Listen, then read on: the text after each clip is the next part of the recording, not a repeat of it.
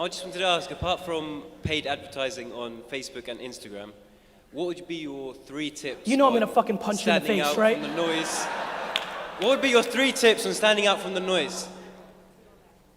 Dude, I don't have any idea what's going through your fucking head that you just literally watched that presentation and decided that to be the question. You got your perspective.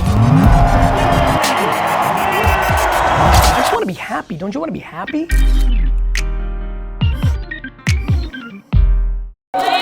and gentlemen, the time has come. Put your hands together for Gary Vaynerchuk.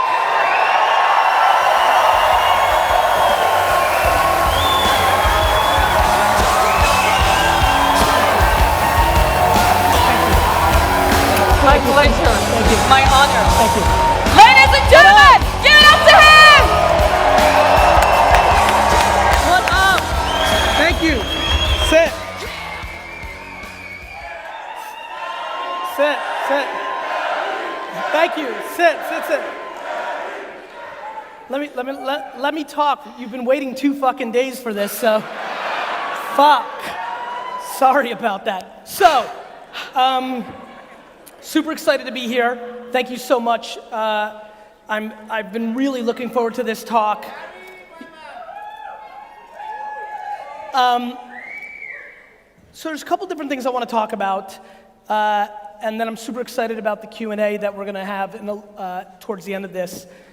I think the thing that most interests me is if you're at this conference right now, obviously in looking at this event from afar, how heavily it was promoted around me, and I think about why would you want to come, why, what value am I bringing, what are you trying to figure out? For me, you know, it's incredibly important when you give a speech that the speech is completely predicated on the value you can bring to the audience, not in what the audience can bring to you. And so for me,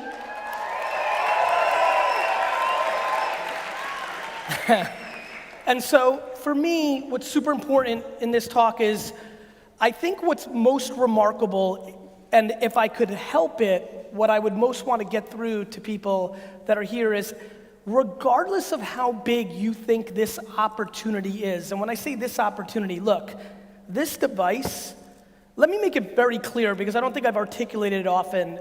In 2007 or 6 or whenever the hell the iPhone came out, it was very basic. I saw that the iPhone came out and I made a singular bet, which was that this device was going to be the most important device in the world, because over the last 10 years, from 96 to 2006 at that point, I, along with my dad, were able to build a very large business on the back of the internet itself. I watched a single store, liquor store in Springfield, New Jersey, able to reach national awareness at a very low cost on the back of something called the internet. How many people over 40 in this room? Raise hands.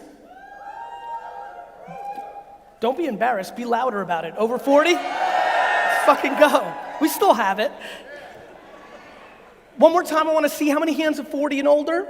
So for all the youngsters in this room, the hands that just went up, what the advantage they have in today's business world is we have context of what the world looked like pre-internet. We lived a full childhood pre-internet. We lived life without the internet. And what that did was allow me to context what was possible and how much it cost pre-internet versus what was possible and what it cost post-internet.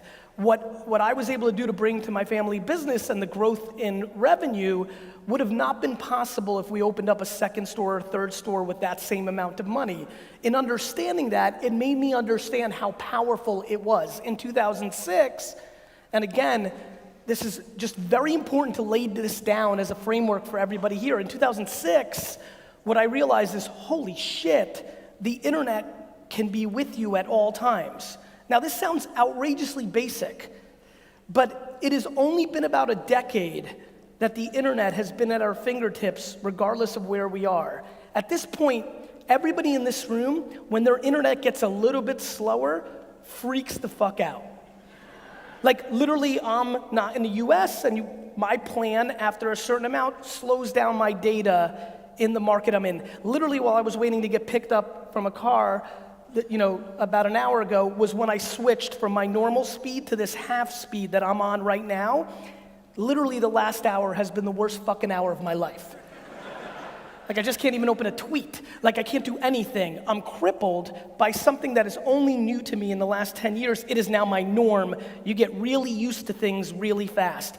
On that bet that this was going to be the most important device, I've been able to achieve a next level of success, predicated on a couple of things, but most of all, if you look back at my career, me investing in Tumblr and Facebook and Twitter was predicated on the fact that they were app companies on top of the phone. My friends, Facebook Inc., which includes WhatsApp and Instagram, is basically on its way to becoming a $1 trillion company on the fact that it's just an app company on your phone.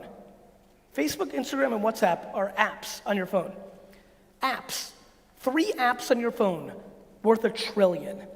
You have to understand how unbelievably important attention is. Attention is the only asset. The one thing that I know I can bring to this entire room is that regardless of what you're doing, you sell sneakers, you're a lawyer, you're in real estate, you're an investment banker, you're an actress, you're an actor, whatever you're trying to achieve, the one thing, the only thing I could talk about besides us being humans that connects every one of us is that we are all striving for other people's attention to then be able to tell them what we want. Whether you want to raise money for a nonprofit, become the mayor of your town, or build $1 billion business selling sneakers, you need attention. The attention of our society lives on this device. The attention of our society lives on this device. Let me make you one promise in this room today. Unless you are producing content that is meaningful to an audience on this device across 7 or 8 platforms, podcast, LinkedIn, YouTube, Facebook, Instagram, Twitter, Tumblr, unless you're producing content in written form, audio form, or video form across 7 to 10 apps on this device, unless you are relevant on those 10 apps, LinkedIn, YouTube, Twitter, Instagram, if you are not, you are fundamentally irrelevant in society. This is a very important thing to understand because I know there's people sitting here who have $11 million business and are super happy and aren't even on social media. I get that, but what you're not factoring in is what happens next. To me, what's most important is not today. I stand up here and so unbelievably appreciative of that reception that I just got and knowing how many of you came here to hear me speak, but I promise you, as I breathe here right now, I recognize that literally everything I did an hour ago and back is irrelevant if I'm unable to execute going forward. Tomorrow, if I start making the wrong decisions and not executing, begins the vulnerability of unwinding everything I've done. And I think we all understand in society, we react much heavier to mistakes than we do to successes.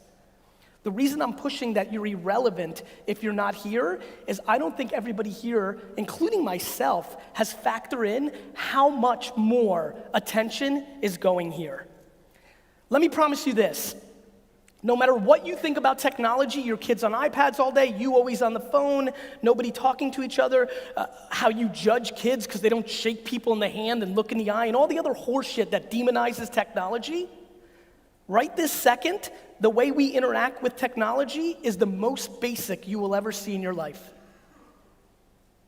10 years from now, every one of these phones, every one of these video game platforms, every one of these websites are gonna seem like a fucking beeper and MySpace. You have to understand this. Here's why. There is nobody here pot committed enough to this, including myself. There is nobody in this theater right now pot committed to this enough, including myself. When I say pot committed to this, what do I mean? I mean every person in this room needs to take a substantial step back and understand, am I producing enough pictures, videos, written words in these platforms to achieve what I want? And the answer, and I'll save you time, is no for everybody. And for somebody who's putting out 85 pieces of content a day across audio, video, and written word a day, my answer is staggeringly no. Meanwhile, there are people here who take 4.5 hours to figure out a perfect Instagram post because they want it to look good when somebody lands on their fucking profile. true.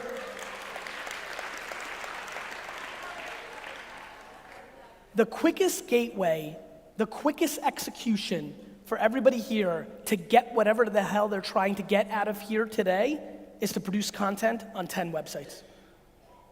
The quickest way for you to get what you want in your life is to produce videos, pictures, and written words across Facebook, Twitter, Instagram, LinkedIn, YouTube, podcast, your website, email, text messaging platform, period. You know what's crazy? I literally want to say right now, thank you, London, I'm out. It is like, I'm thrilled to go into the mindset. I'm thrilled to tell you, and if you follow me on Instagram, this is where I've taken most of my content. I'm thrilled to tell you that the reason you're not producing enough content is unfortunately you value other people's opinions more than your own ambition and happiness. That literally Pants 47 can leave a content that you're ugly and it makes you stop posting. I can go into that. I can go into a million other things, but I make this very clear and obvious. The reason I am just beginning to succeed in my ambitions is because today is the least amount of content that I will produce, because I will produce more tomorrow and more the next day. You have to understand, media dictates everything, right? There's a specific reason that when there is a coup in a country, that the army goes and takes over the TV network and the newspaper. Communication is the game. Maybe because of being born in the Soviet Union and raised in the US, I had this paradox of being fascinated by a closed and open system of communication. Maybe because I'm an extrovert and I talk a lot. I don't know why, but something came natural to me my whole life, which is communication. What are the things that make people do things, right? What I'm fascinated by is the democratization of media. What I'm fascinated by is that everybody here, how many people here have been following me for more than 1 year? Raise your hand. The fact that 90% of this audience knows that all I want you to do is run Facebook and Instagram ads and you still aren't, makes me want to punch all of you in your fucking face. I mean, literally all I've been asking you to do for the last 2 years is run Facebook and Instagram ads, and you fuckfaces still aren't. And I say this because I put it on film, because I'm gonna run this exact video against you in 5 years on some platform, telling you that you missed the golden era of Facebook and Instagram because now it's appropriately priced. And you guys have heard me, if you follow me, say this. I regret that I wasn't able to build my dad's business bigger because I didn't spend enough on Google. I didn't spend enough. I had it figured out. It was called Google AdWords. It was working, yet I still was doing newspapers and direct mail and radio and television because I didn't understand the context of the moment that I was living in. I didn't have enough experience to know that I bought something so good, so underpriced, so scalable, that I didn't squeeze the fuck out of it enough when Google AdWords was the best. If you follow me, you've heard me say that Amazon was the #1 spender on Google AdWords in those early days and literally used that underpriced attention to be what they are today. I want you to spend on Facebook and Instagram because there's a possibility that never in our lives again will you be able to get in front of people at that cost. Let me just say it one more time because I really need you to understand it. This, right now, and this is why I yell at myself, for the $50 or $80 or $100,000 of my own money that I spend on ads on these platforms to continue to build brand, the truth is, I should spend more. And this is not a joke. If I didn't have such a high expense to run my lifestyle because I have a family that's fancy now, let me make it more basic. If I was single right now, I would literally go move in back with my parents just so I had more money to run on Facebook and Instagram ads. I'm gonna say it one more time.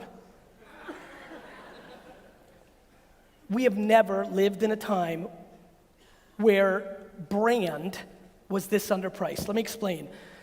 What is the biggest difference between me and a lot of people that look like me, or me and the companies that I work with and I get them there? It is the fact that I do branding, not sales. Branding is different than sales.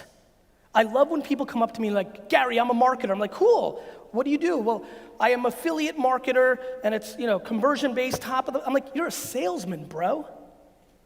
You're not building a brand. You have 747 URLs that you do landing page optimization against, and you convert, and that's amazing. Being an affiliate marketer is amazing, other than the fact that it should be called an affiliate salesman. Brand is why you buy Nike. Brand is why everybody who's wearing jewelry and watches right now are wearing what they're wearing because they bought on brand, not somebody cookied them on Instagram and remarketed to them, and then they bought that watch, for the most part. And so I brand, and why I love brand is because it's in perpetuity. When you build a brand, you can play on that brand for a very, very, very long time. Why Facebook and Instagram are special, and more special than Google is in Google's heyday, it was not that I was building brand for Wine Library, I was building sales, because when you go on Google, all of our businesses are the same because they're blue letters on a landing page that you click. Brand is when your pictures and videos look different in a feed. Look, I think I'm coming out of the gate in this talk, and I'm gonna macro it up in a minute, but I'm coming out the gate in this talk very tactical about the details. In all my rah-rah and fuck what people say, and self-esteem, and all the mental shit that I believe in tremendously, because that's what gives you the engine. You know, you're not gonna execute shit if you're depressed or insecure.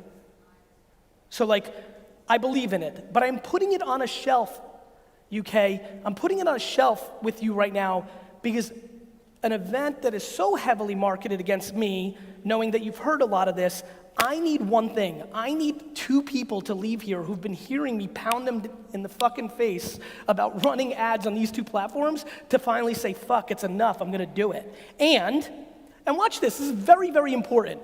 And please don't bullshit, raise your hands. How many people here have run Facebook and Instagram ads and it has not worked for their business? Raise your hands. Raise it high. Me too, because not every execution works. Not every execution works. It doesn't mean it's not ROI positive. The ROI of a basketball for me is $0. It's $1 billion for LeBron. Just because you didn't execute Facebook or Instagram properly doesn't mean it doesn't work. It means you suck.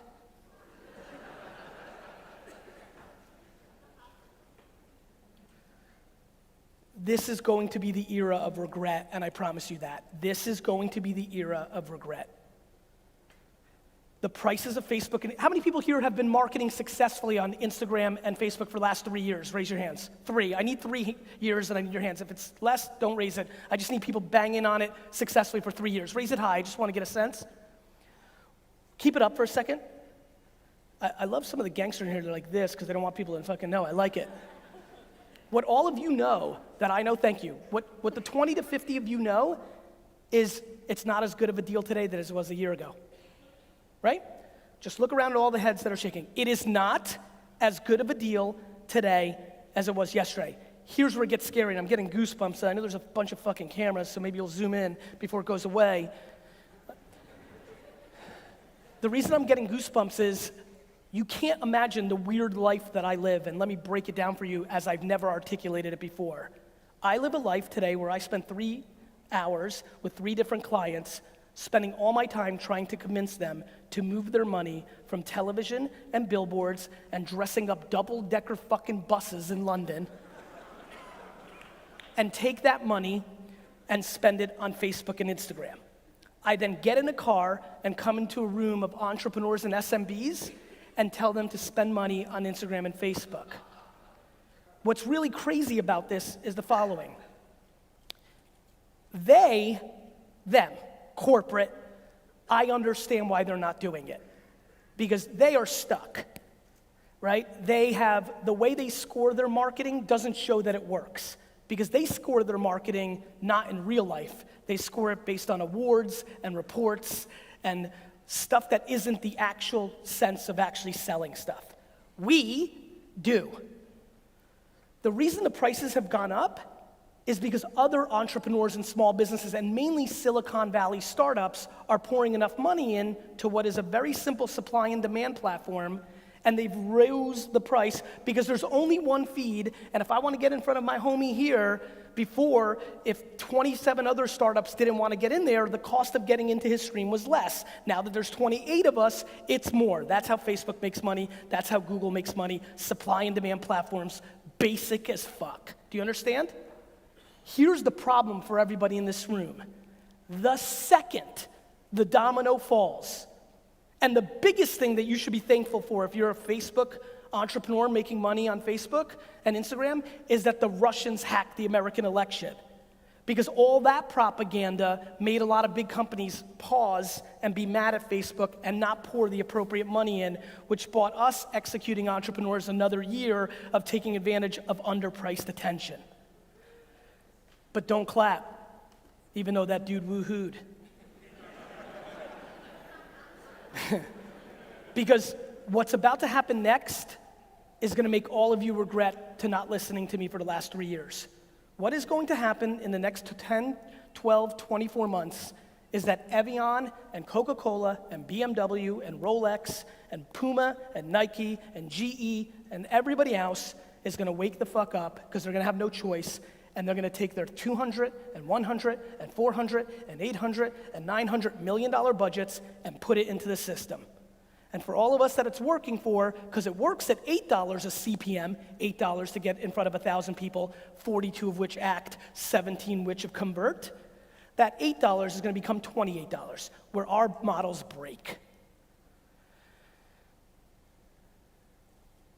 Attention is like real estate. Attention is like real estate. When Malibu beachfront property or property and buildings in shortage 20 years ago go up for the market and you buy it at the right price and then the market changes, you win. The attention on this device and the platforms is going to change very soon. You are a very unique group of people that feel that the Pied Piper of this opportunity is worth spending an afternoon with, or 2 days, or an hour, what have you. It devastates me that you even pay attention to me at all and don't execute on the biggest gift that I'm trying to give you. It devastates me that you pay. I don't want your likes. I don't want your following. I definitely don't want to sell you some bullshit in the back of the room.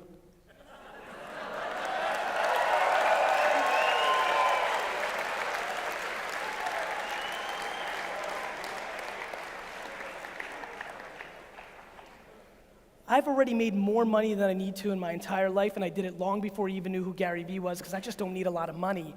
I need admiration. You know how I get admiration? That you listen to me, execute, your life's a hell of a lot better, and you email me in 3.5 years and say, thank you so much coming to the UK. Then it finally hit me. At the time, had been following you for 2.5 years, but something about the way you spoke that day and being in the room finally made me say, fuck it.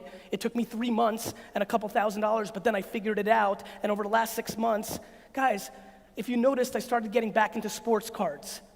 People are selling me like Michael Jordan rookie cards for like 100% less than market because the email's coming. Literally a baseball card dealer emailed me and said, I was $280,000 in debt 19 months ago, and now I have millions of dollars just by actually finally listening to you. Guys, one more time, people winning on Facebook and Instagram, raise your hands. The people that have their hands up, by show of hand or wave your arm or whatever the fuck we're gonna do, admit to yourself, then me, then them, that when you first started doing it, we didn't know what the fuck we were doing, but it's so easy and so underpriced that anything we did worked, correct? Underpriced attention. It works every time. It's about to go away, and let me be very clear, for all the nice little things I said about everything over the last 8 minutes, this talk for the last 10 minutes is selfish. I cannot wait, and I mean wait, to run this video to the world when this goes away and everyone's crying and all you fuckers are gonna email me and say, Gary, you have to help me. What's next? And I'm gonna say, Sally, nothing, dick, you fucked up.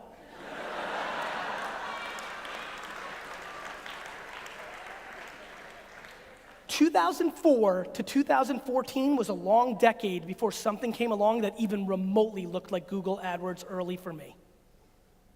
And there is no guarantee in augmented reality or voice or any other technology, AI, that's coming, that we will have this opportunity to communicate to people about what we want to at such a price that even if you're average, you will get business results. My friends, you should leave this keynote right now, get in the fucking tube, go home, and fucking figure out how to start running ads. And I don't mean go home and hire some 26-year-old to run ads for you. I mean you have to go home and spend 10 hours reading and watching videos of how to actually run a Facebook ad, how to actually make a picture and video for it, and watch the results so you taste it. You have to taste it. You have to be a practitioner of it, because it is the lotto ticket of the moment, and everybody is just letting it slide by. And I'll be honest with you, I'm thrilled. To be frank, it's better for me if you don't do it, because it makes it cheaper for me to do it. But in my complete obsession with being historically correct and admired, I'm giving it to you. What's fascinating is a long time ago, I figured out why I don't sell my best advice, why I give it away for free. Why? Because 99% of you aren't going to do anything about it. It's the biggest brain fuck ever. I mean, I would argue that that was a pretty compelling 15-minute rant to get you to run a fucking Instagram ad. And 99% of you are still not going to. Brother, I don't give a fuck. Just do it. Don't tell me. Just do it. This is so ridiculous. Let me bounce around a couple other things. Let's talk about content, because I just talked about distribution. The other thing is you gotta fill the ads. The reason I film myself fully, besides being a narcissist, is by filming myself, I've been able to create a system that allows me to produce more content than anybody. What I find fascinating about GaryVee, my persona, me, it's actually me, but what I find fascinating about it is I spend 18 hours a day running a company. I am not an influencer. I am not a personal brand. I am an operator, a business operator, not only running Vayner, but all the other things at VaynerX, whether it's Pure Wow or 1:37 p.m. or something else we're about to announce. 15 minutes ago, speaking to AJ about Vayner Sports and what we're gonna do there. He runs it. I obviously do my thing. On the phone with my dad and Brandon last night about a thing. I'm in it. I'm fucking working every fucking minute, every second, all the time, always, and I'm putting out more content than people that are a personal brand for a living. Why? Not because I'm out hustling them, because I outsmarted them. It's based on understanding what I'm actually doing and what I hope a lot more of you do. The reason I film myself is the following. By filming myself, it gives me unlimited opportunity to not only create video, but to create audio and written word. And one of the biggest things I believe in the world is you do not create friction for the end customer. If you want to consume me in Instagram, I'm going to give it to you. If you want to listen to me on podcast form while you're running, I'm going to give it to you. If you want to consume a 1-hour keynote and watch it on Roku, I'm going to fucking give it to you. I create no friction for any of you to consume me. So many of you are producing content and you create friction because you only fuck with Instagram or YouTube, but you leave everything else out. So you narrow your upside because you're doing what you want to do, not what they want.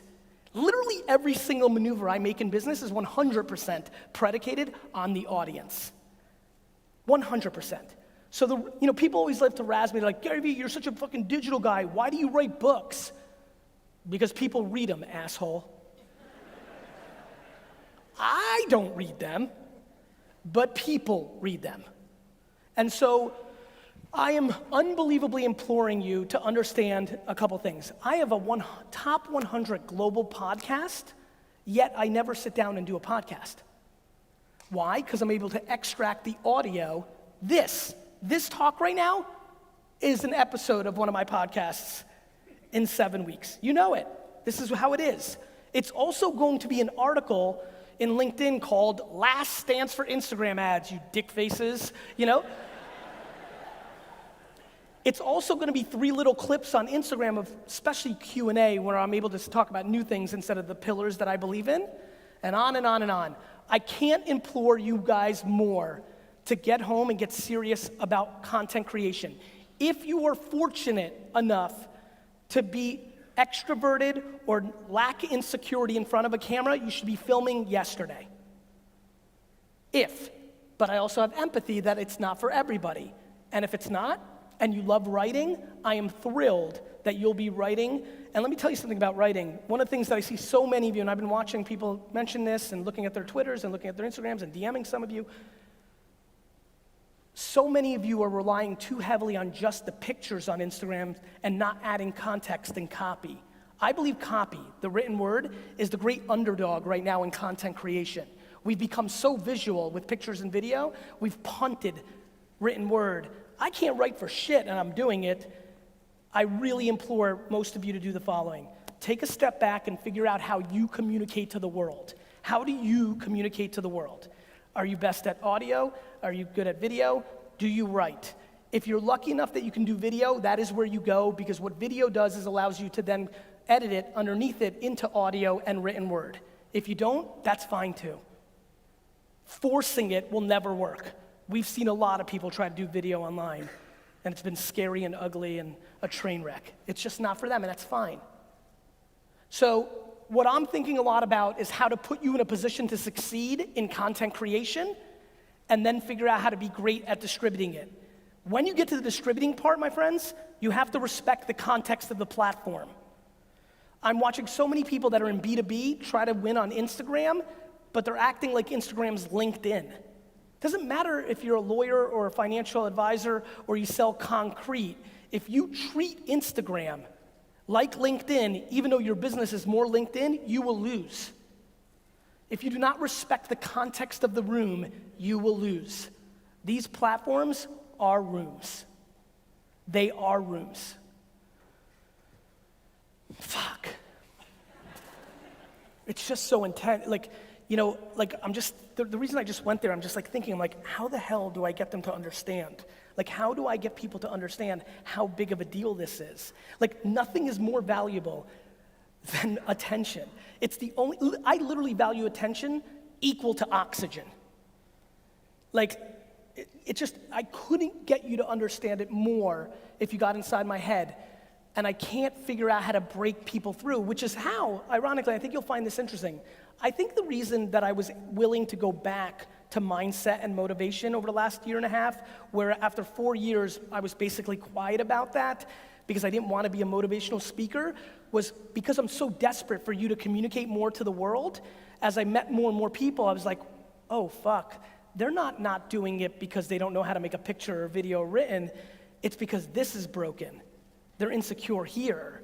That's why they're not making, and that's the problem. I mean, there are people here that literally post on Instagram, and if they don't get enough likes, they delete it. They delete it because they think it's a scarlet letter that shows their audience doesn't give a fuck. They're playing the wrong game. It's short. Like, do you know how many people email me every day saying, Gary, how do I get to 10,000 followers? I'm at 4,000. Like, that means something. We just have to change the paradigm of this conversation. We have to. Let me talk about a couple other things. How many people here in B2B, how many people here are entrepreneurs? Raise your hands, just for a sense. How many people here are employees at a company? Raise your hands. So for many of the entrepreneurs here, another thing that I would highly recommend is looking very deeply at influencer marketing. I can't get over the fact of how underpriced influencer marketing is, how much it converts, and how wild, wild west it is. Here's what I mean. Just because somebody has 800,000 followers on Instagram and you pay them $1,000 and somebody else has 40,000 and they want $1,000, I'm surprised how basic people are and they think the 800,000 is the better deal. I understand, it makes sense, the math is pretty clear, but a good affiliate marketer can tell you the conversion's gonna really matter.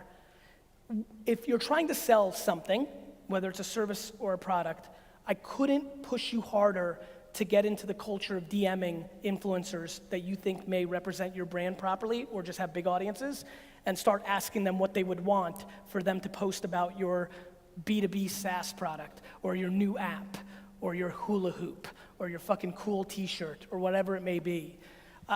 All I ever think about, I'm very basic. I keep shit super simple on supply and demand. I overlay attention and then culture, what's happening in it, and that becomes me, and I will always do that. No question, the other territory that I'm completely blown away by is influencers. Super underpriced, potentially super overpriced, but not allocating a couple $100, a couple $1,000, tens of thousands of bucks, depending on the size of your business, and putting it into that tunnel and that funnel and tasting it for yourself is a huge missed opportunity. Huge. Let me talk about another execution. I'm really excited about how tactical I'm getting today. Pre-roll YouTube. How many people here consume videos on YouTube? Raise your hands. Cool. Pre-roll YouTube. There's a way for you to segment and target people based on what they searched on Google and then pre-roll them based on what they're doing on YouTube. Meaning, there's a segmentation that allows you to target every single person that searched open houses in downtown London. If you're a real estate agent selling in downtown London and he's searching open houses in downtown London, but then 4 hours later he goes to watch Arsenal videos on YouTube, your pre-roll can show up first based on the context and data that that person created in YouTube search. It is one of the unbelievably strong brand and sales executions in the game, and you should literally go home and Google, because I don't know what Google's proper terminology is of this segmentation.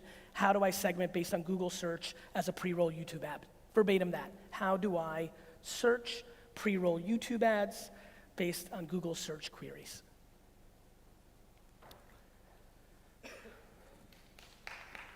Thanks, Dad. Next. This is the next version of this.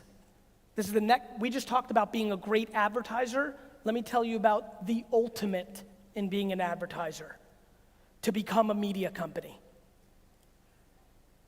The number one piece of advice I would have for this room, besides perfectly executing on Facebook, Google, and Instagram in 2018, is to start thinking of themselves as a media publisher, comma, whatever you do for a living. When you start thinking of yourself, as I do, as a publisher, as a media entity, I think of myself not as a Tim Ferriss or a Tony Robbins or a shark on Shark Tank. I think of myself as Wall Street Journal and Business Insider and Fast Company. I think about the world as a publisher, not as a human. Why this is important is for all the same reasons I said about advertising. If you are capable of putting out content as a media company, which means you're trying to bring value to the audience in entertainment or utility, not selling them something, when you switch from being a commercial on TV to being a TV show, you start selling a lot more. When you switch your mind from being an ad in the Wall Street Journal to being the Wall Street Journal in the videos, podcasts, emails, and LinkedIn posts that you put out to the world, everything changes. My friends, this is undeniably the biggest shift of attention that the human being has had. This internet thing, it's big. And it's just starting. My great concern, how many people here are retiring in the next 10 years? And I don't mean you're gonna fucking kill it and go fucking buy an island. I mean, you're fucking old and you're finished. Raise your hands. That old dude, 2, 3. No way, you're way too young. Cool. So for 6 people in here, I have a little more empathy. But for the rest of you, if you do not start becoming perfect at Instagram, Facebook, LinkedIn, podcasts, you're in deep shit. Because what's coming behind this is like a marathon versus the treadmill that I'm trying to get you on. And what will happen is, and this is why, actually, another show of hands real quick. How many people here are having their best business year ever? Raise your hand. First of all, let's clap it up for everybody. That's awesome. One more time, hi. You'll find this interesting. So that's fucking awesome, and that makes me super happy. It also makes me worried. The people that I am most worried about in this room are the ones that are having a great year. Because if they're not doing what I'm talking about and they're having a great year, they can only take it with a grain of salt. That becomes their vulnerability. There are so many people that make ridiculous statements in their own head, like Gary's awesome and super motivational, but this shit doesn't work in my industry. You're a fucking idiot. Communication works in every industry. Customers' attention works in every industry. And the reason humongous companies go out of business all the time in the world is they become audacious that the new technologies don't affect their business. There is nobody in here that is as big as the billion-dollar companies that are going out of business every fucking year because of the technology shift. So please, on your 20% growth this year, or on your cute double-digit massive explosion, please do not become audacious and think that everything that's being talked about here doesn't count for the real estate industry in the west side of blah, blah, blah.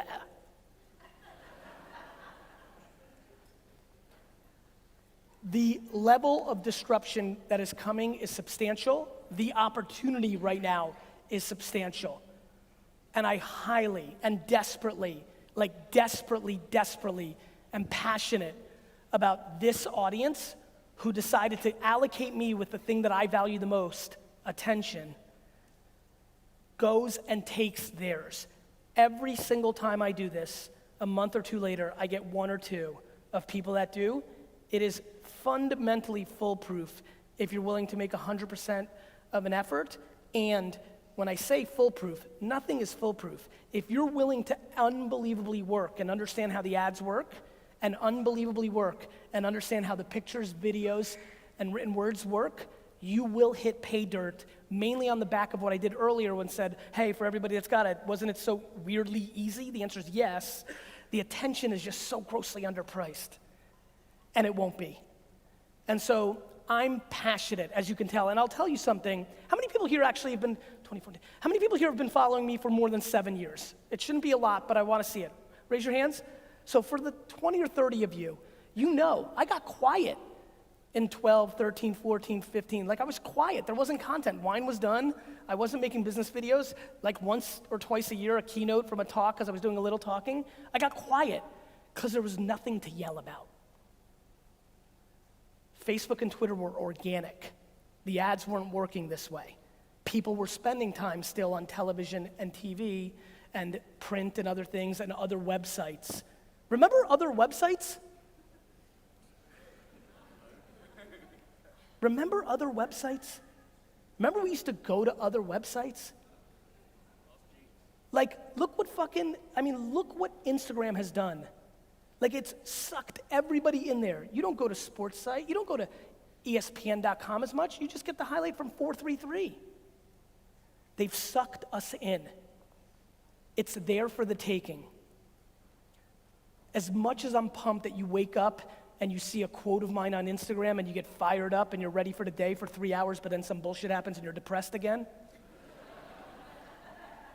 As much as that's fun for me, what's way fucking more fun is if you go put in fucking work for 20 to 50 hours, actually figure out what the fuck I'm talking about, watch what I'm doing, not what I'm saying, and you get the benefits of what's going on, not just me.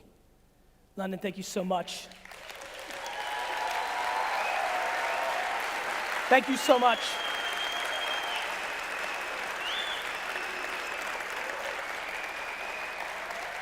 Thank you. Thank you. To be frank, and I want to make sure the team's ready, I cut it 5 minutes short because I know we're about to do Q&A, and very honestly, I think I've made my point. You know, I'd like to go into details, and by the way, I know a lot of you have context. You can ask me a wine question, a Jets question, I don't care, but I'd love to get into Q&A. I'm trying to get a sense. Do you guys have the mics? Yeah. You guys feeling good? We're going to do the final thoughts. Oh, the final thoughts from everybody? And then the Q&A? Cool. We're going to get final thoughts from everybody, and then we're going to go into Q&A. Thank you so much for listening to that, and please, for the love of God, go execute on it. Thank you.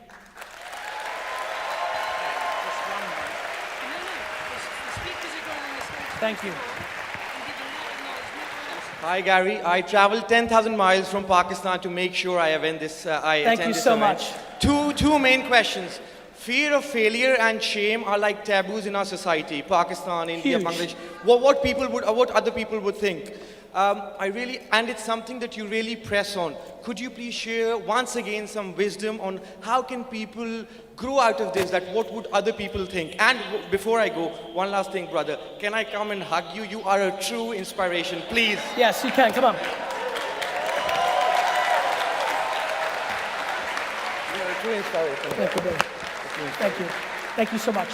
Look, I think, it's really interesting. I was so outrageously fortunate that I was parented in a way that it wasn't about what my mom wanted, it's what I wanted for myself, and she created a framework for me to be able to live within that. Unfortunately, I genuinely believe that 98% of parents want and view their kids as a product, and that their success is an indication on them. It becomes more extreme in the Middle East, in Asia, and Southeast Asia, where it goes so batshit crazy that it's like I'm planning a pretty substantial trip to India and the Middle East next year, and I can't wait, because literally the only reason I'm going is to punch every parent in the fucking mouth.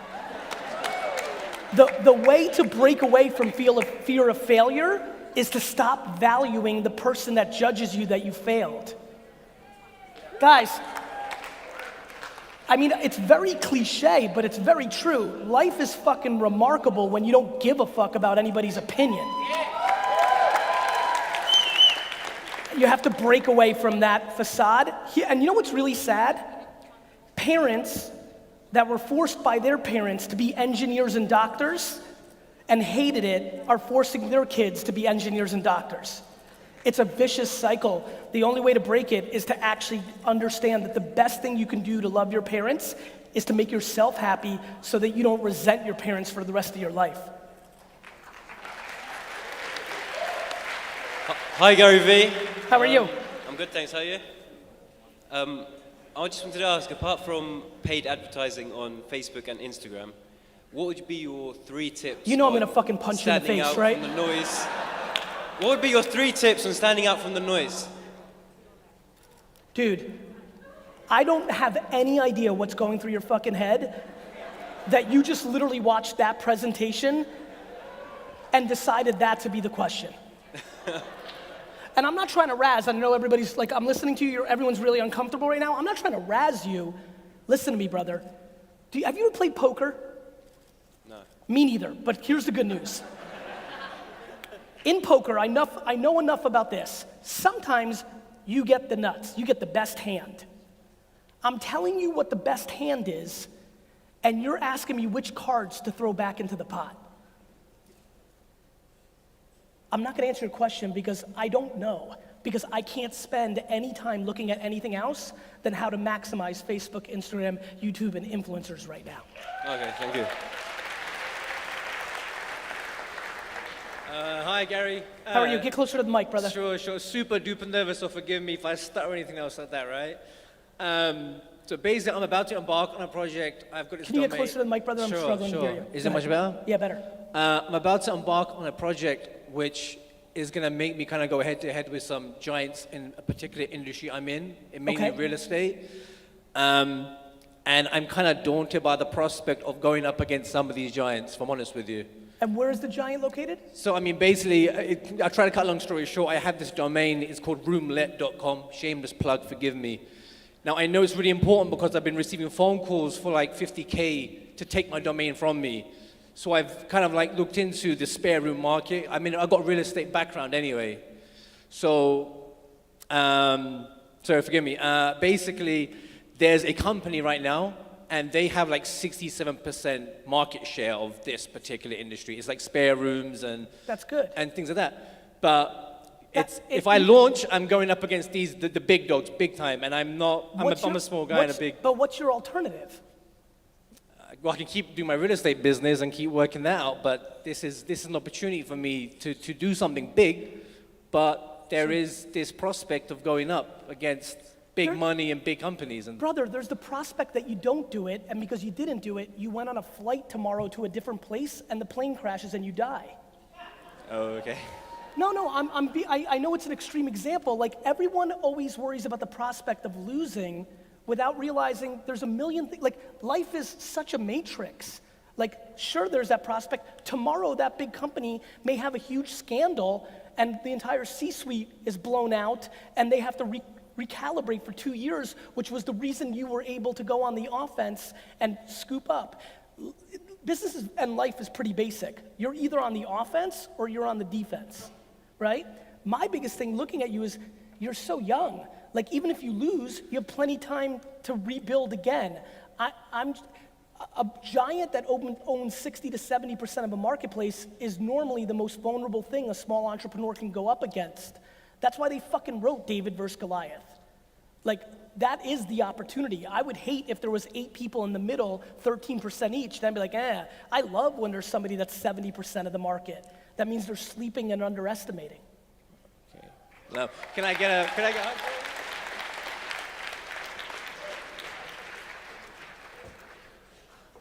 How are you? I'm doing good, thank you. Close to the mic. Okay. What's your So I was what's your just name? wondering. What's your Sorry? name? It's Roy. Nice to meet you. Thank you. You too.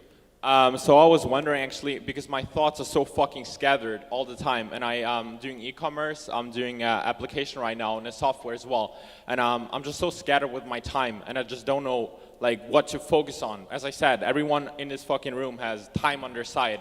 Like right now we have like 1 more year before these big companies catch on to Facebook and pour more money back into that, as you said. Like I know that, but like what should I do? I mean, I'm doing all the ads and it's working out for me fine, but I feel like, should I move just into one thing and pour like all my money back into it? Well, what are you trying to accomplish? I mean, like I'm trying to hustle as hard as I can currently with my... Yeah, but to do what? Are you trying to maximize money? Are you trying to have fun? No, I'm trying to maximize money. Like all my money Well, that then I have right now... then if you're trying to maximize money, you pour it into the thing that's bringing you the most return. Okay. Like, I do 87 things, all of which are a complete waste of time, including, like, I don't know if you guys are following, I go garage sailing on Saturday to make like $8 on flipping fucking stuffed animals. I've seen that. Yeah. Because it makes me happy. Yeah. So like you have to know what you're trying to accomplish. The reason it's fun to be an entrepreneur and do 8 things is it's fun. But if you're trying to maximize money and you figured out Facebook to some degree, well then you put it down the funnel that's maximizing the money. Okay, yeah, I'll definitely stick to that. Do you mind if I take a picture with you? Sure. Okay, thank you so much.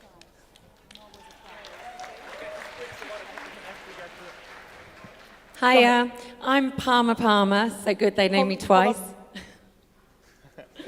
Oh, good, I get to hold the mic for a while. Hi, everyone. Hi. I'm Palmer. So good they named me twice.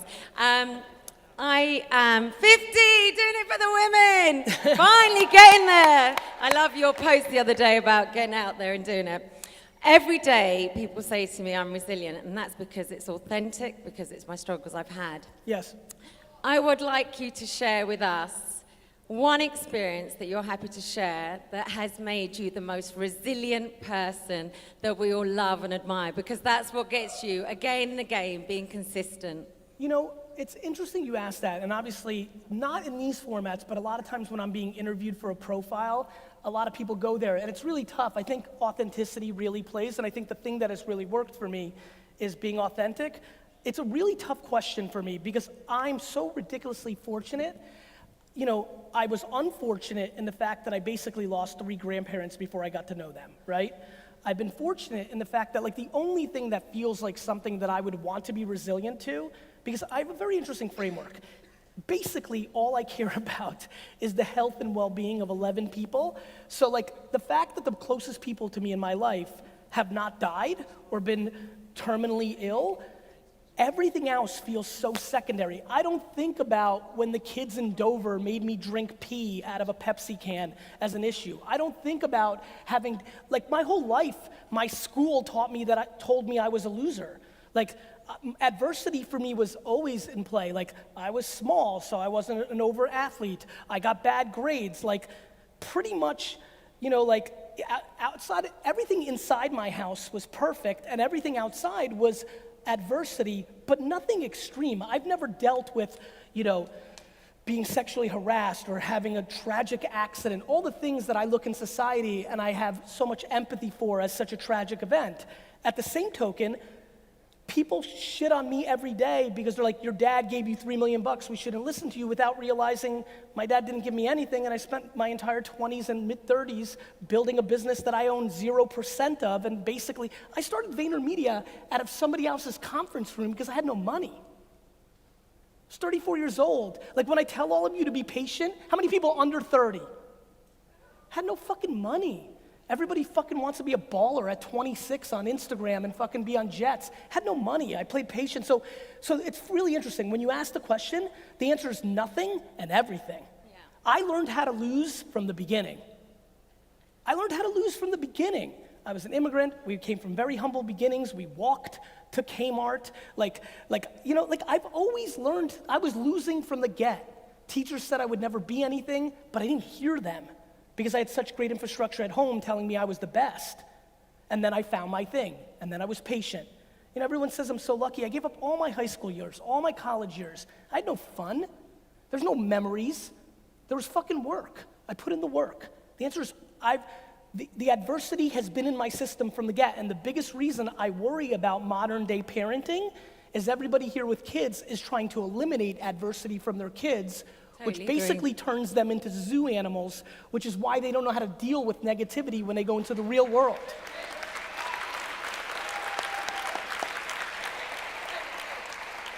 So the answer to your question is, my entire fucking life, I was told by the establishment that I sucked, which is why I played outside of the establishment, which is why I'm fucking killing the establishment. I guess that's the thing. I get it. I was about to say no just to make it weird.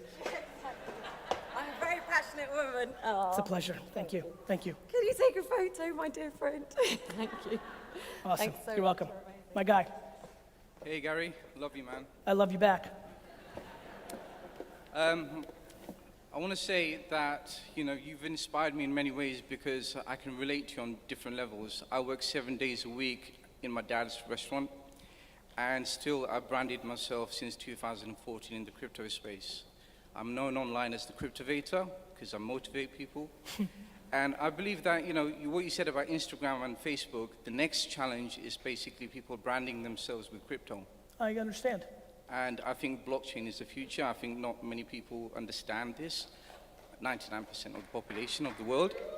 But the other thing is like when the governments tag everybody and we all kind of are controlled and we want to brand ourselves with crypto and this education, the thing is, what I'm facing right now is a lot of people that are my followers, they're ex-marketers or they want to get into the crypto space, and the last year they did, and they're kind of going back to selling water because the crypto has gone down. But it's very difficult for me to position myself as an influencer and get people out that mindset of making quick money to thinking long term. Now, what would your advice be? Because I have a cryptocurrency course, I'm trying to brand myself. Am I doing the wrong thing? My advice is what I did, which is all that crypto is another land grab for people that are looking for a quick buck versus people that are in it for the long term. When social media came out in 2006 and 7 and 8, and I was one of the voices, a lot of voices in that space were doing real estate 5 minutes earlier and are now doing crypto. And I think the biggest mistake that I heard from you is I'm struggling to establish myself as an influencer. When one tries to establish themselves as an influencer, it often is the quickest way for them not to be an influencer. I think what you need to do is put out content and be historically correct. You need to bring value. I mean, I think the biggest problem with blockchain and crypto is that people don't know how to look at history. Blockchain is an unbelievable technology. I couldn't agree with you more that personal brands and reputation is going to get tokenized. I couldn't agree with you more. But the problem is that 99% of the current cryptocurrencies are going to go to zero. I agree. The same way that all the 99% of the browsers and 99% of the search engines and 99% of the social networks went to zero. The problem is We're now living in a world where crypto is popular and happening with social media as a foundation. So what you have is a lot of people trying to build personal brands. They're hyperbolizing, making ridiculous claims. The amount of poor kids that maximized their credit cards and bought Bitcoin at 15,000 that are now underwater is extreme. It's never talked about. I personally have 100 emails of it, and I'm not even talking about the space that often, so imagine what's really going out there. My answer to you is very simple. And this is my answer to everybody, which is why it's long-winded. If you want to be an authority or an establishment in your craft or your passion, none of it is short-term. You don't get to be the expert overnight. The amount of people that are fucking full of straight shit, like my favorite person ever is the 19-year-old life coach. You're fucking 19. And you're a life coach. You know, I think you need to be patient.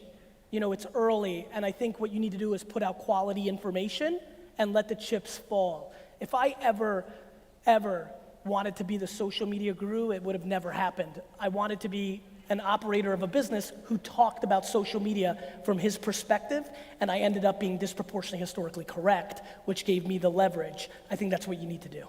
Thank you very much. You're welcome.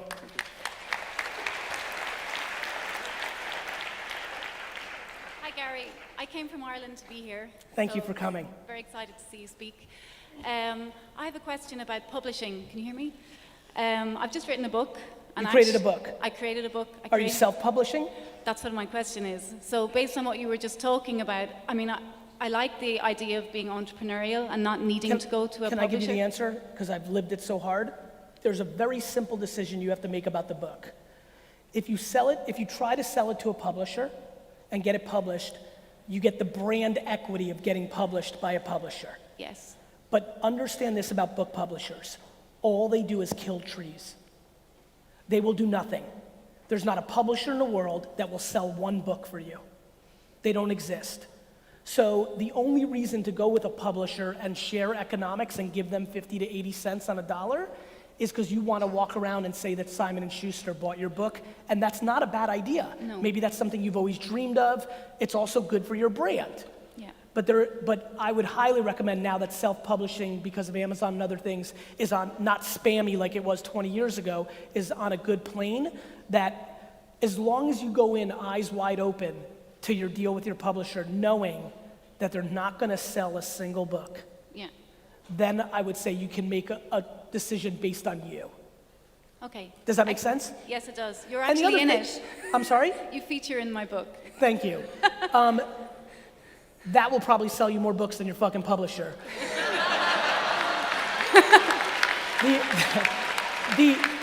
The other thing to keep in mind, if you have a compelling enough pitch as a first-time author that they give you a big advance, it is sometimes good to get a bankroll, some dollars in, that could be greater than the way your book actually sells. Most people get overpaid for their advance and never make back the advance. The reason I became a big a writer was my book was making money for the publisher, which created my demand, which leveled up my price. And how would I go about getting an endorsement from GaryVee?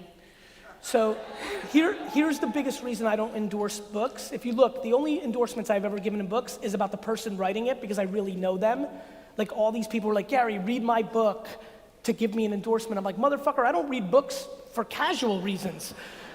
So I can't do that, but yeah, I just can't do that. Could you tweet it? If I send you a copy? I don't know who the fuck you are. Can you romance the girl a little bit? Yeah, well... Can we build some fucking context before you ask for the fucking score? I've been trying to DM you, and I didn't get a response. That's a good start. Yeah, I got sponsored in here today. That's like buying me a drink. You just tried to take me to your room without even fucking romancing me. I keep romancing. Got it. Hi, Gary. Hi. I'm one of your followers for a couple of years now who hasn't done anything. Who hasn't done anything? No. I love you. By the way, I already love you so much because the first way to start doing shit is admitting it. Sorry? Admitting it. Like, you're now on the verge of potentially doing something. Yes, yeah, definitely. But one of the things you said when you were talking was that once the big guns come in, it's going to be really difficult. So because I'm coming in quite late... You're not. Okay. I don't know when the big guys are coming. I don't know what your niche is. You know, for him and I, it might work when it's $11 a CPM, $11 to get in front of 1,000 people, 82 of which see it, 17 of which convert. For you, it might be worth $400 a CPM. How many people here did SEO and SEM internet marketing in their career? Raise your hands. So if you guys and gals remember, like back in the day, there was all those words, like some of those weird cancers were worth like $300 a click, and everybody was building like sites to like show up organically. Like every market is different. You are absolutely not late to Facebook and Instagram. If you were late, I promise you the 45-minute talk that I just gave would have been about some other subject completely. So when it does actually happen, how... I'm not Nostradamus. No, I didn't ask you when you knew. Oh, I can't hear it. When it happens, how do we... Have you got tips on how we would stay afloat or how we would, be able to survive that? You're worried about something in the future when you haven't done shit in the present. Yeah. Yeah. Got it? Got it? Got it. You'll fucking figure it out. Watch my vlog, I'll tell you. Yeah. Okay. Cool. Thank you. Hi Gary. How are you? I just wanted to say thank you because you gave me the confidence to quit my 9-to-5 job that was making me fucking miserable back in July to pursue my dreams. I've got a fashion blog called She Goes Where. My niche is... I didn't hear that last part. I've got a fashion blog called She Goes Where. It's a workwear blog for women in business. I pitch to brands every day, and so many of them, they're just so follower-focused. Centric, yeah. I've got 10,000 followers on Instagram. It's growing every day, but that's all they look at, and so many of them want me to work for free. How much should I be working for free, and how many... You know, I'm a big fan of beggars can't be choosers, right? I gave a lot of speeches in 2006, 7, and 8 for free. A whole lot. Now I do not. So my answer to you is, look, I think this is how you do it. You ask for money. They say no, but they're willing to give you some clothes for free or whatever. And then you decide, well, I fucking like that blouse, so fuck it, I'll say yes. Like, to me, I think that I'm a very big fan of free if that's your only option. Yeah. Here's what I would say to you. How many brands do you reach out to on a daily basis? About 10 to 15. Good. But so many. Good. And to me, like, I would make that 60 to 80 because it gives you a better chance to say no. Yeah. Do you understand? Yeah. You're limiting your opportunities to 10 to 15, thus you may have to work for free more often. If you asked 180 people a day, which I genuinely believe is possible because there's a trillion brands. Now, there may not be enough brands in what you're looking for, and I have empathy for that. But here's what I would say. The best way for you not to work for free or just for clothes is to ask more people to give you dollars. Yeah. Because it's not a huge problem because some are paying me and some are coming back positive, but the majority are... Let me give you a really good piece of advice. Brands very quickly, and I think by 2020 this will be more of the market, not less, are caring a lot more lately about depth, not width. Yeah. So let me tell you how I would audit your Instagram. If you were like my sister and like, hey, help me, I would look in your comments, and if you are not replying to every single person... I do. I love you. Yeah. That is huge. I'll tell you why. That will pay dividends for you. The other thing you should do is you should 100% reach out to people that have 250,000 followers or more and ask if they want to collab with you. Yeah, that's what a friend I just met told me to do. Your friend's smart. That's Yeah. exactly right. And I would highly do it. Look, your job is to be in business development, comma, a lifestyle, personality. Yeah. Meaning, if you were like, hey, how do you think about my business? I would say you should sit on your fucking couch and DM an email for 9 hours a day and spend 1 hour a day creating content. Yeah, because I think I'm taking too much time sending really long emails. I should just start DMing Nobody wants really to read quick. your fucking Yeah. shit. Like, make the email like, yo, you want to give me money? Yeah. Like, nobody wants that much, especially brands or Yeah. people that are managing brands. The other thing you could be doing is tagging brands that you want to work with in your posts so that you become aware to them. But I think collabs, whoever your homie was that said that, I would spend a lot of time on building depth with your audience, which you're doing, right? Replying. Doing collabs to grow your base because more awareness will come to you. And spending an unbelievable amount of time business development to get dollars in. Okay. Rinse and fucking repeat. I answered every single tweet that I got on Twitter from 2007 to 2011. All of them. The least fucking scalable thing of all time. So, depth. Perfect. Cool. Thank you so much. You're welcome. Hi Gary, great talk. My name's James Ski, I'm founder of salesconfidence.com. We all know that you get a lot of our attention because you're in our feeds every 2 seconds. Yes. But before you get up and get on the feed, what are the first thoughts that come into your mind? What are you actually thinking when you first wake up? That's interesting. The first thing I'm thinking is, please God, let there be no fucking fires at the London office. Because the London office is ahead of me when I wake up in New York. I have enormous anxiety when I wake up, and I don't really have anxiety, so I'll call it micro business anxiety, that I literally flip over my phone and I look at all the texts, praying to God that there isn't some fire that I have to address immediately. Luckily, often I don't. So that's my first thoughts. What fire do I have to put out right now? The next thought is, depending on the season. So my next thought currently in the fall is, usually goes to what are the Jets gonna do this Sunday? Then I poop. Then I look at all my email and all my social to see if anything's brewing. Then I look at my calendar to figure out what I'm doing those 90 days. And then I'm thinking about what I want my first post to be based on an enormous amount of content that me and my team have been thinking about. Pick one, write the copy, and start my day. Fantastic. Just one final thing, which is the Columbo trick, if anyone's ever heard of it. I'm in New York in February with Sales Confidence. What does it actually take to get on the GaryVee show? You'll definitely not get on the GaryVee show. Boo! But you should absolutely email me. I've got this flight tomorrow. I got to answer a fuckload of tweets, and I'll go through email. I'd love to know what your thoughts are, or why you're asking that, or what you're trying to achieve. Appreciate it. Thanks for your time. Thank you, brother. One more? Hello, Gary. All right, so... Just one more question. Yes. Sorry, everyone.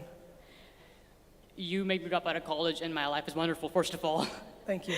It was 2 years ago. I dropped out of college, did many businesses, 6 figures. I'm 19, and right now I'm mainly focused... Are you a fucking life coach? No. I'm kidding. Keep going. Right now I'm just focusing into taking all the leverage I've got and all the brands I've built and sell them right now, and then go into full-on applications and software businesses, SaaS businesses. Are you doing that because you know that SaaS businesses are more valuable than media properties? Sort of, but I like to have a recurring revenue every month, and then eventually... But are you capable of building a SaaS product? I do believe so. Okay. And application. So I've been a gamer for like my entire life, and I've been in Twitch a couple of times, not really that big, but now I'm focusing to building an application on my Android phone and iOS. So what would you say? Do you think it's a bad idea to stop doing my other businesses and selling them off to just go all in, like $100,000 investment in applications, or should I just, hang back for a bit? I like in this scenario, which I've seen a lot. Yes. Let me tell you how it plays out 99 out of 100 times. Kid sells the thing for $400,000, puts it in a much more competitive marketplace, with way worse timing, because you built those properties in a time when the land grab was real, fails, gets sad, starts over. 1 out of every 100 times, she or he builds a huge business, and she was right. I like kid finds other hustler kid that's his homie, gives that kid 25% of the action once he vets 6 of his friends, finding out 5 are lazy and fucking suck. I've got one already, Roy, but they all suck, right? Yeah, I get it. No, I'm just kidding. My intuition is money's cheap, so you might be able to raise capital off the back of the success you've had. Okay. You're giving up something that's working. Yes. To then take a bet on what I believe is always a thesis that it's bigger, which is why I asked you. Yes, that's right. I don't like you doing it because of a thesis. I like you doing it because you can't breathe. You have an app or a SaaS product that you have to build because the market needs it. Is that the case, or is the case that you're smart and you realize these are bigger and better businesses, let me figure it out? The former, because I've always been into gaming. I just want to build the application. Have you thought about building apps in Twitch, which I think is a grossly underpriced marketplace right now? I considered it, but I found Android to be a bit more. Cool, listen, here's what I would say. Do you know the best fucking thing about being 19 is? What? You could fuck up for the next 20 years and still be young as fuck. So, for me, it's true. Who here is 39 or older? Raise your hands. You still feel young? You imagine if these fuckers understood what it actually felt like? I would tell you to go high risk, high reward, because you don't want to regret it, and at 19, you have 17 more rodeos in you. Yes, sir. Awesome, good luck. All right. Okay, that was the brief Q&A. Ladies and gentlemen, please give it up to GaryVee. Thank you so much. One more time. Thank you. Thank you. Come on, London. Poland girls. Yeah. Come on, London. Hit me up. I'll answer. All right. So now we are going to have a photo session for those of you who have black or silver wristbands. Can you please line up right here for your photo session? For the rest of you, you're going to have a breakout session after this. Fuck you, get out of here. Thank you so much for being here. On behalf of Success Resources, we thank you for being here today and yesterday, and we are going to see you in our next event. London, thank you so much. It was a pleasure serving you. I am Shiny Burju in Seoul, and I would like to see you in our next event. Bye-bye. I'm going to ask GaryVee the question. I'm with GaryVee and I'm here. Trish Chanda, let me ask him. Gary, like literally, can you just show? I am with GaryVee right now. I told you, let Trish in the room. We had a hashtag going, Gary, let Trish in. I'm in. I'm asking the question. Gary, yes. If it's possible, sorry, I'm so nervous. No worries, don't worry. Literally, a year ago, I started following you. And when I was, can I have a mic so the people can hear what I'm saying? It's not gonna happen. A year ago I was following you, and when I was following you, I'm at a point now, I'm a little bit, I don't know what to do. I'm on YouTube, I did everything. I'm on YouTube, I'm on Facebook, I'm on Instagram, I'm literally in the process of starting my podcast. But I feel like... You're not growing. I feel like I'm not growing, but it's not that. I'm just like, people listen to you because you've got something to say. Yes. It's like, why are people going to listen to me? What do I have to say? The only thing... I've tried everything. The only thing... There's nothing. Keep trying. I'm trying. No. I'm trying to try. The only... Listen to me. Yeah? The only thing you have to say is your truth. My truth? Your truth, your life, your experiences, how you see the world, your skills. The biggest problem about being young and building a personal brand is you have less experiences than others. I fucking built a $60 million business and worked for 15 years before I made one piece of content. I just feel like I'm behind. I literally turned 30 and I'm like, I feel like I'm so behind. You feel like you're behind because you have unrealistic goals. Like, people shouldn't listen to you if you're talking about shit that you don't know what you're talking about. The only thing you can talk about is your truth. But my truth is that I just like talking to people. I just like being me. That's great. Is that a skill? Is that a talent? People I mean, it depends. Being an extrovert and being a people person could be a skill. It depends on you package it. Or the people that are nervous to talk to people. You have to figure out how to package it, and you have to talk about your truth. Like, listen, it's a long game. Like if you want to be an influencer and make money, it's not so easy. It shouldn't be easy. Yeah. A year? Yeah. 2 years? I laugh at that. Yeah. What? So you make money about being you? Do you know how hard it is making money being you? No, I just want to talk. I get it, but you don't want to just talk, then you wouldn't care about how you're growing. Like, if you want to do something else with it. Yeah. You don't want to just talk. Otherwise, if you just want to talk, you'd be happy as fuck because you're talking. Got it? Yeah. You got to be patient. You have to be patient. You know? Thank you.